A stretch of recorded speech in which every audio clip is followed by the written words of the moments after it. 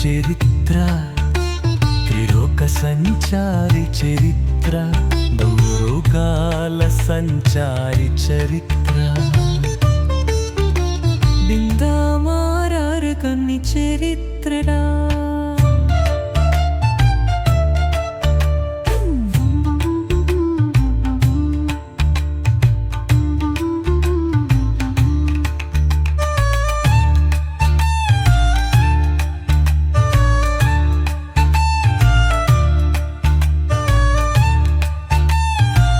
ఒకవేళ వాళ్ళ మధ్య మైత్రి ఉన్నా కూడా నీ వల్ల చెడిపోవుగాక. నువ్వు ఎక్కడ పాదం పెట్టినా ఇద్దరు మిత్రులు విడిపోవడమే జరుగుతుంది. ఇలాంటి దుష్కృత్యాలే అనేకంగా చేస్తూ అపకీర్తి పాలైపోతావు. నీలాంటి వాడు ఎవరికైనా బోధ చేస్తే ఆ బోధ నిరుపయోగమవుగాక. శాంతంగా కూర్చొని సంసర్గం కావాలి, పిల్లలు కావాలి అని తపస్సు చేసుకునేవాడికి, ప్రవృత్తి మార్గంలో ఉండేటటువంటి వాళ్ళకి, ఎవరికైనా నీలాంటి వాడు గనక మోక్ష మార్గాన్ని ఉపదేశం చేస్తే ఆ మార్గం వాడిని పెడదోవ పెట్టి ఆ బోధ వాడికి నిష్ప్రయోజనమగుగాక అని నారదుడికి శాపాలు ఇచ్చాడు. అప్పుడు నారదుడు అన్నాడు, ఓ దక్ష ప్రజాపతి, నువ్వు ప్రజాపతివై ఉండి కూడా ఎవరికీ కూడా మోక్షం దొరకకుండా మోక్ష మార్గాన్ని నిరోధిస్తూ దుష్టమైనటువంటి కామాన్ని ప్రోత్సహిస్తున్నావు. వాళ్ళని కామ మార్గంలోకి ప్రవేశపెడుతున్నావు. నువ్వు ఎంత అధర్మం చేస్తున్నావో నీకు అర్థమవుతోందా అని అడిగాడు. నారద, అలా ఏం కాదు. తీక్షణమైనటువంటి విషయ వాంఛలు దుఃఖాలని అనుభవించిన తర్వాత గాని ముముక్షత్వం అనేది మనుషులకు రాకుండుగాక అన్నాడు. చూసారా, తీవ్రమైనటువంటి విషయ సుఖాలు, దుఃఖాలు ఇవన్నీ అనుభవించిన తర్వాత మాత్రమే మోక్షానికి వెళ్ళాలి అనే ఆలోచన మనుషులకు వస్తుంది అంటున్నాడు. ఆ లోపు రాదు అంటున్నాడు. అందువల్ల గురువు చేసినటువంటి బోధ ఆ తర్వాత కూడా తీవ్రమైనటువంటి సంసార క్లేశాలని అనుభవించిన తర్వాతే ఆ గురువు చేసిన బోధ వాళ్ళకి అంతరంగంలోనే ఒక వివేకాన్ని కలిగిస్తుంది. దీన్ని వదిలిపెట్టు, నిస్సంగానికి వెళ్ళిపో అని చెప్పగానే వాళ్ళు నివృత్తి మార్గాన్ని అనుసరించకుందురుగాక. ఎవరు? ఆ గురువు యొక్క శిష్యులు. చూసారా,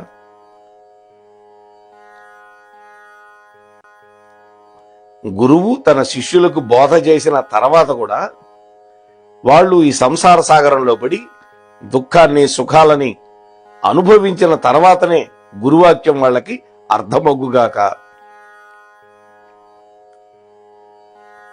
ఇప్పుడైతే సులభంగా నువ్వు చెప్పగలిగావు నా కొడుకులకి, నీ మాట విని వాళ్ళు వెళ్ళిపోయారు, ఇక ఎప్పుడు అలా జరగదు అన్నాడు. అంతేకాదు, ఇప్పటిదాకా నువ్వు ఎక్కడ ఉంటే అక్కడే ప్రమాదకరంగా ఉంటుంది కాబట్టి నీకొక నిలకడ లేకుండా ఉండుగాక అన్నాడు. అందుకనే నారదుడు ఒక చోట ఉండడు, 3 లోకాలకి తిరుగుతుంటాడు. అందుకని నీవు ఇక నుంచి త్రిలోక సంచారివిగా ఉంటావు అని కూడా శపించాడు. ఈ విధంగా శాపాలు పెట్టాడు. వాస్తవానికి ఆలోచిస్తే సన్యాసికి ఇటువంటి నియమావళి మన సంప్రదాయంలో ఉన్నది. పరివ్రాజకుడు అంటారు ఆయన. ఎక్కడా ఒక చోట ఉండకూడదు, ఒక్క చాతుర్మాస్యంలో తప్ప. సన్యాసి ఎక్కడ పడుకుంటాడో అక్కడ అన్నం తినకూడదు, ఎక్కడ అన్నం తింటాడో అక్కడ పడుకోకూడదు. అంటే పగలు భోజనం చేసిన ఊళ్ళో రాత్రి నిద్రపోకూడదు, రాత్రి నిద్రపోయిన ఊళ్ళో పగలపూట అన్నం తినకూడదు. అంటే సన్యాసికి కేవలం మనస్సు మాత్రమే నిలకడగా ఉండాలి, శరీరం మాత్రం నిలకడగా ఉండకూడదు.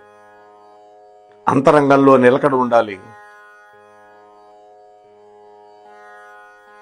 జనపదాల విషయం వచ్చినప్పుడు అంటే గ్రామాలు పట్టణాలు ఇటువంటివి, అలాగే గృహస్థుల విషయం వచ్చినప్పుడు సన్యాసి వాళ్ళ ఇళ్లల్లో మకాం ఉండకూడదు, ఆశ్రమాన్ని నిర్మించుకొని దూరంగా వెళ్ళిపోవాలి, ఎవరికీ కనపడకుండా ఉండాలి. అందరికీ కనపడేటట్లు కనుక జన మధ్యంలో ఉంటే అతడు సన్యాసి అనిపించుకోడు. ఇది కానీ కలియుగంలో ఇవాళ చూస్తే మనం సన్యాసుల యొక్క మఠాలు మామూలుగా లేవు. కలియుగ ధర్మం అది, దాన్ని మనం ఏం చేయలేం. సరే, కథలోకి వస్తే దక్షుడు పెట్టిన శాపాలన్నీ విని నారదుడు చాలా సంతోషపడ్డాడు. ఓ దక్ష ప్రజాపతి, నేను అడిగినవన్నీ ఇచ్చావు, నవి హాయిగా ఎప్పుడూ తిరగమన్నావు, బోధ చేస్తూనే తిరుగుతూ ఉంటాను, ఆ తర్వాత నేను సంసార క్లేశం అనుభవించి బాగుపడతానని చెప్పావు కదా, అది చాలు. నేనేమో అందరికీ జ్ఞాన మార్గం ఇచ్చాను, నువ్వేమో సంసార క్లేశం నాకిచ్చావు. వాళ్లకు నీకు నిరంతరం ఎప్పుడు పిల్లలను కనటమే తప్ప ఇంకో పని లేదు. నువ్వు ప్రజాపతివి కాబట్టి నాకు దేనితో సంబంధం లేదు, నిస్సంగుండై తిరుగుతూ ఉంటా. దివ్యమైన మార్గాన్ని ఉపదేశించావు, బాగుంది, సంతోషం, మీరు చెప్పినట్టే చేస్తాం. నారదుడు జ్ఞాని కాబట్టి దక్షుడితో ఈ విధంగా మాట్లాడగలిగాడు.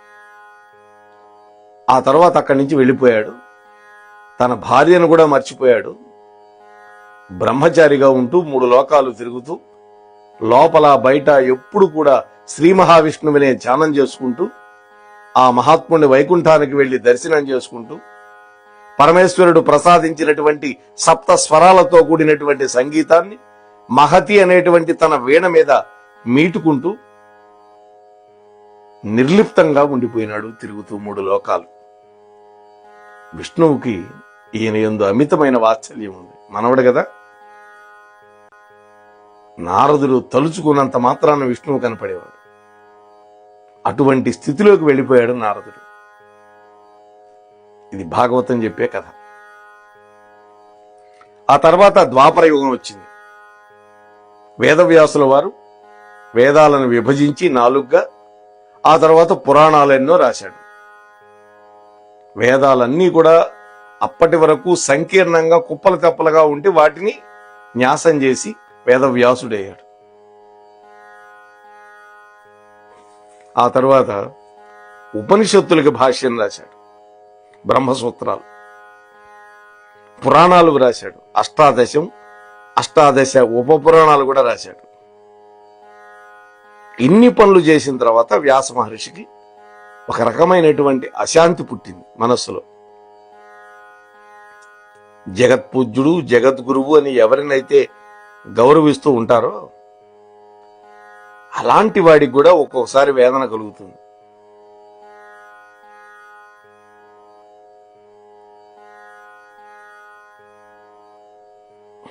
అంటే ఒక్కోసారి గురువుకి అలాంటి వేదన కలుగుతుంది. ఎందుకంటే నమస్కారం స్వీకరించడం చాలా తేలిక, కానీ ఆ నమస్కారాన్ని ప్రత్యుపకారం చేయటం అంత సులభం కాదు. ఆశీర్వచనం చెయ్యాలి, అది కూడా మనస్ఫూర్తిగా దీవించాలి. ఇందులో శక్తి ఉండాలి, ఆశీర్వచనంలో తపస్సు ఉండాలి, చిత్తశుద్ధి ఉండాలి. ఇది అంత తేలికైన విషయం కాదు. కానీ నమస్కారం ఎంతో సులభం. జగత్తులో అందరూ వ్యాస మహర్షికి నమస్కరిస్తూ ఉంటారు.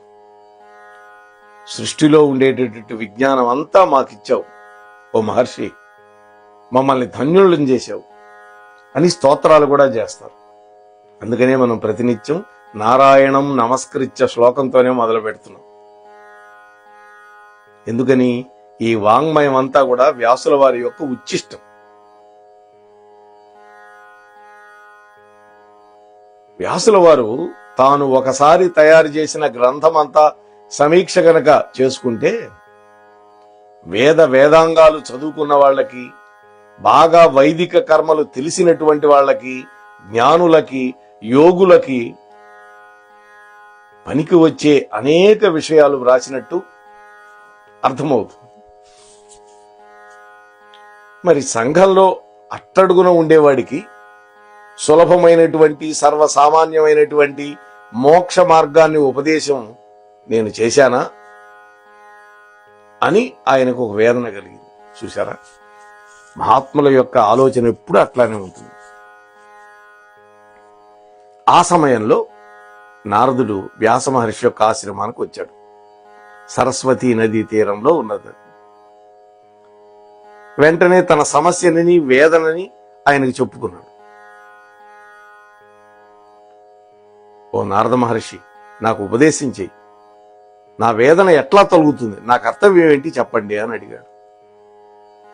ఓ వ్యాస, చాలా బాగుందయ్యా, నువ్వు సమస్త ధర్మాలు చెప్పావు, కానీ నీలోనే హరిభక్తి లోపం ఉన్నది.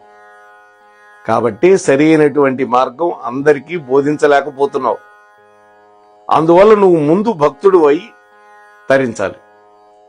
అలా భక్తుడివై ఉంటేనే లోకంలో సర్వకాలాలలో అందరికీ పనికొచ్చేటటువంటి మార్గాన్ని ఉపదేశం చేయగలుగుతావు. కాబట్టి నీకు హరిభక్తే శరణ్యం అని బోధన చేశాడు. భక్తి కూడా వచ్చిన తర్వాత గురువు చేత ఉపదేశింపబడినటువంటి ధ్యానం అనేది శోభిస్తుంది ఎవరికైనా. లోకంలో నీవు మహానుభావుడు, శ్రీ మహావిష్ణువుని యథార్థంగా దర్శనం చేసిన వాడివి, దిగంత విశ్రాంత కీర్తి సంపాదించావు, సత్యవ్రతుడివి, దృఢవ్రతుడివి. నిఖిల బంధ విమోచనానికై వాసుదేవుడి యొక్క లీలా విశేషాలు భక్తితో గానం చేయి. అవి చదువుకొని మనుష్యులు బాగుపడతారు. అప్పుడు నువ్వు జగద్గురువు స్థానానికి తగినటువంటి స్థితిని పొందుతావు. ఇక ఆ మహాత్ముడు ఎటువంటి వాడంటావా? విష్ణువే విశ్వం. విష్ణుని కంటే వేరే మించింది ఏదీ లేదు ఈ ప్రపంచంలో. ఈ విశ్వానికి పుట్టుక, లయము మొదలైనవి ఆ పరమేశ్వరుడు చేతిలోనే ఉన్నాయి. నేను విష్ణువును ఆరాధించే ఈ స్థితికి వచ్చాను వ్యాస అని తన పూర్వజన్మ వృత్తాంతాన్ని, ఆ దాసీపుత్రుడిగా ఉన్నప్పుడు వృత్తాంతాన్ని చెప్పి నారదుడు వెళ్ళిపోయాడు. ఈ భక్తి తత్వమే గొప్ప విఖ్యాతి పొందింది. వేదవ్యాస మహర్షి నారాయణ భక్తియుక్తుడై అప్పుడు శ్రీమద్భాగవతాన్ని రచించి శ్రీ శుకుని చేత చదివించి స్థిరమైనటువంటి జ్ఞాని అయ్యాడు. అప్పుడు మనకి శ్రీమద్భాగవతం వచ్చింది. అంటే శ్రీమద్భాగవతం రావడానికి కారణం ఎవరు? నారద మహర్షి. రాసింది వ్యాసుడే కావచ్చు, కానీ వ్యాసుడికి ప్రేరణ కలిగించిన వాడు నారదుడు. అందుకనే నారం దదాతి ఇతి నారదః అని వ్యుత్పత్తార్థం వచ్చింది. ఇటువంటి నారద మహర్షి ఇంకా ఏమేమి జరిగినాయి వృత్తాంతాలు, వ్యాసుడు ఏ విధంగా మరి గురువు అయినాడు మన అందరికీ, ఇటువంటి విశేషాలన్నీ రేపటి రోజు కలుసుకొని శ్రీకృష్ణ పరమాత్మ యొక్క దివ్యానుగ్రహంతో చెప్పుకునే ప్రయత్నం చేద్దాం. అంతవరకు అందరూ మోహనవాణి ఛానల్ని వీక్షించండి, వినండి. ప్రవచనాలు మీకు నచ్చితే లైక్ చేయండి, కామెంట్స్ పెట్టండి, మీ బంధుమిత్రులందరికీ పంచండి, వీక్షకుల సంఖ్య పెంచండి అని మిమ్మల్ని మరొక్కసారి ప్రార్థన చేస్తూ మీ వద్ద సెలవు తీసుకునే మీ ధర్మవరపు వెంకటరమణ.